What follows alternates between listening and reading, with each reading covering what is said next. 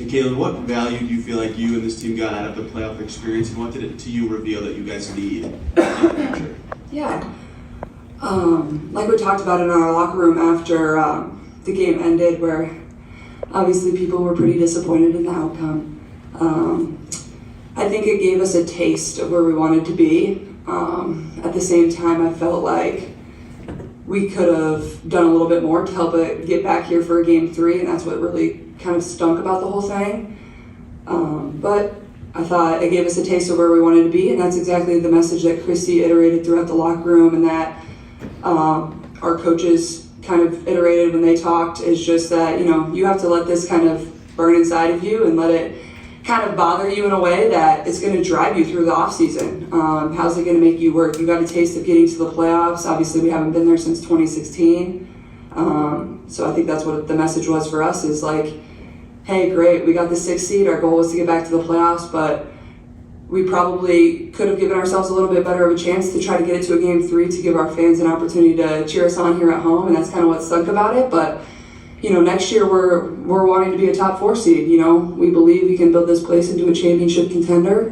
That's what I believe. That's what I'm going to do everything in my power to help this organization get there. But you got to let it, hurt you a little bit and really drive you throughout the off season. Go down the line, James and Chloe. Caitlin, when your head coach came out with a statement today saying she announces all racism that some people have felt in this league, players, trolls online, all those things, as one of the biggest stars in this league, what are your thoughts on the things not only your teammates have to endure, but just the entire league? And obviously, you've spoken this before, but just now that your coach and your GM are talking about it as well. Yeah, it's definitely upsetting. I don't think nobody in our league should be facing any sort of racism, hurtful, disrespectful, hateful comments and threats. Those aren't fans, those are trolls, and it's a real disservice to the people in our league, the organization, the WNBA. But there are a lot of really good fans, whether they've been fans for 20 plus years or whether they're new fans in our league.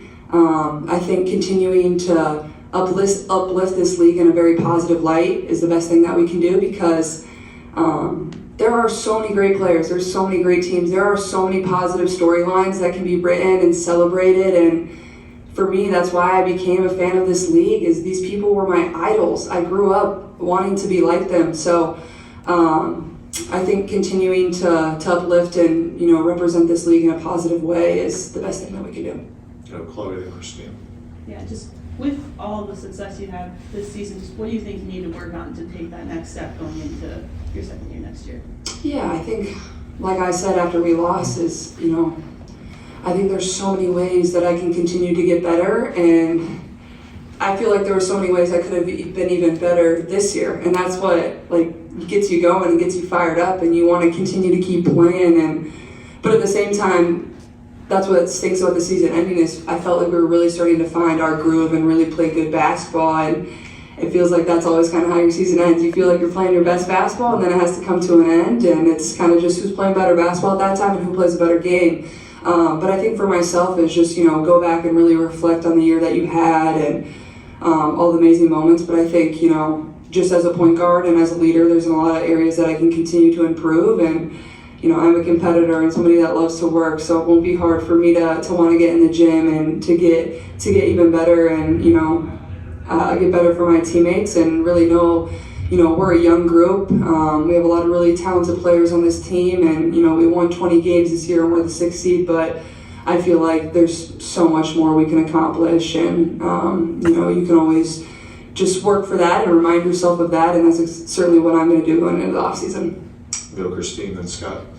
Caitlin, in the kind of kaleidoscope of memories that we all have of events and years, maybe 20 years from now when you're done, or 25, whatever, what do you think might stand out, positives, even maybe moments like the 2 threes in LA early on, or for you personally, are there any that you might think of in terms of highlights, showed you belonged, a pass, anything that comes to mind now about this season and what you did in the season? Thanks.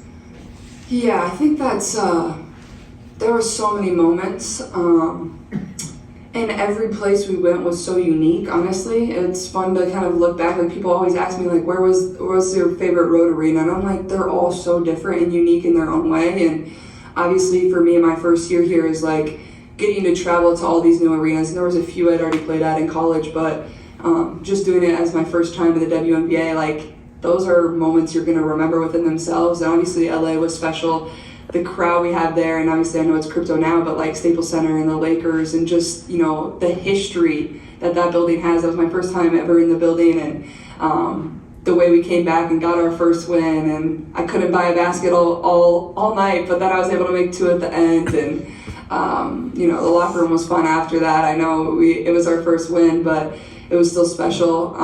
And then honestly, you know, playing at home in front of, you know, these fans, and the way the young girls just, you know, dangle over the side of the rails and are so happy, and people are crying, and you understand the impact that you're having on people's lives, and that's what's so cool about it for myself. But I feel like there's just so many memories you're going to remember from your rookie year. Like your rookie year is something you're always going to cherish as you go throughout your career. I think it was a huge learning opportunity for myself. I learned a lot about myself as a basketball player, as a person, being resilient when your back's up against the wall, but also really coming into our own and really thriving. And I think, you know, once we figured it out, it was a lot of fun. The last 2 in the room, then we got another one from Howard, Scott that met. Caitlin, I know you said you don't feel like a celebrity, but you lived in that spotlight really for the last year. What can you kind of describe what that feels like for you, since we can't experience that? And then also, what do you kind of expect the next several months quietly to feel like as you'll be able to just live? Yeah, I mean, I feel like it's like everybody's always watching your every move, no matter what you're doing. And I feel like the best thing that I've tried to live by is like to just be the same person that I am off the court, whether I'm, you know, leaving my apartment every single day or whether I'm here sitting in front of all of you. I've tried to approach it in the same exact manner that I can and treat everybody with the same amount of respect that I can, and to try to build really good relationships with people. And obviously some days are going to be tougher than others, and some days are going to be amazing. That's just life. And I would give my parents a lot of credit. I feel like I was raised in a way of like, you want to treat every single person with respect. And I feel like I have a very good feel on, you know, basketball isn't my everything, and that's the way I was raised. You know, basketball was something I absolutely loved to do, but there was a lot of other things I had to have done in my life, whether it was school, whether it was, you know, emptying the dishwasher or taking out the trash. I had chores, it stunk. And I think there was just things that my parents really invested in making sure that I was a good person before, you know, basketball or sports. And I just tried to live in that same exact manner, as like, just be a good human. And I think that's what I've tried to, you know, show everybody as well, as like, I try to be the best human I can every day. I try to give people time if I have it. You know, and it can be hard because there are moments where you don't always want to like pose for a picture. You just want to go and get your sandwich and eat your lunch. And but I feel very thankful. I wouldn't change anything for the world. I feel very thankful for the relationships I built, the opportunities that I've had, the way people have supported me, and whether it was at Iowa or whether it's now in the WNBA, they have really, you know, supported me and loved watching me play basketball and watching my teams play basketball. So I think it'll definitely be a little bit of an adjustment period for myself, not really, you know, having to do that so much. Like I woke up yesterday and I'm like, I don't know what I'm gonna really do. So it's gonna be nice though, I think, getting out of the spotlight and just getting to live my life and do things that I wanna do, and, you know, not have to sit. And I like love talking to all of you, but it's gonna be nice to not have to sit in front of a microphone, you know, multiple times a week. I really appreciate all of you, but it will be nice to kind of get away and relax for a little bit. And I appreciate everything you all do as well, so I thank you. The last one in the room, Matt, then I think we got the Zoom situation figured out. We'll go to Howard.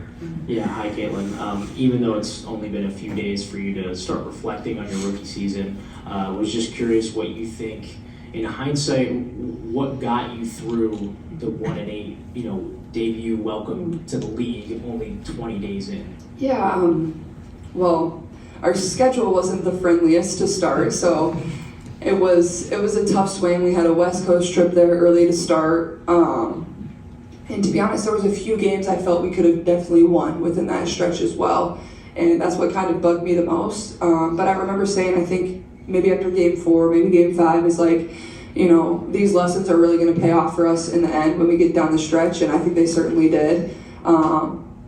I think those were moments where we really built confidence. We got, we were in situations that were tough. We became more resilient. It didn't always go our way, but it helped us become more resilient in the end. And I think, like I've said, I really admire this group, whether it was the coaching staff or whether it was my teammates. Every single day they showed up with a positive attitude. They showed up with the same exact energy. They just wanted to get better. They wanted to help us find a way to win. But they wanted to do it in the right way. And those are the people that you want to be around every single day. So I feel very lucky to have coaches that gave so much, not only to myself, but also to my teammates, and teammates that, not only pushed me to be better, but were also a shoulder to lean on when things were tough. And they made all that a lot easier for myself. All right, last one. I think we got the Zoom figured out. Howard, go ahead. Can you hear me okay? Yep. I'm sorry for the echo that we have now. Caitlin, congratulations on the season you had. I have two quick ones for you if I can. Yeah. First one is that there's been so much focus this year on how the larger world, that's the women's basketball world, has been not just paying attention to what you're doing, but celebrating you as a player, and how it hasn't phased you. I wonder how much you think, coming from Iowa, coming from a place where girls and women have always been celebrated for what they're doing on the court in these towns across the state, helped prepare you for the kind of attention you had this year? Yeah. I don't think people always realize the University of Iowa was one of the premier universities in Title IX. Dr. Grant was obviously somebody that was very close to my coach, and Coach Bluter was the one that hired her at Iowa, and she wanted women to have as many opportunities as men. And if it wasn't for her and it wasn't for the way she fought for women's athletics, I'm not sure I would have had that opportunity at Iowa, and I'm not sure, people would have showed up for the women's basketball program in the manner that they did every single night. People don't realize the women's basketball program at Iowa had so many fans before I got there, and then they continued to rally around our teams and celebrate our teams, and they just loved women's basketball and the way it was played and the people on the court. And I think a lot of that has definitely carried over to the WNBA, and now you're seeing it here in Indianapolis with the way our fans have supported and really just been in the stands every single night. Gainbridge has been, packed to the brim. People can't seem to get enough, whether it's a Wednesday in August or whether it's on the weekend in July. Like, people love showing up and watching, and then they find out, they love people on my team. They fall in love with another team and players on a different team, and it's just continuing to help grow this game. And I think, the opportunities that I had at Iowa certainly helped move forward the game of basketball, but also has helped me in the WNBA too.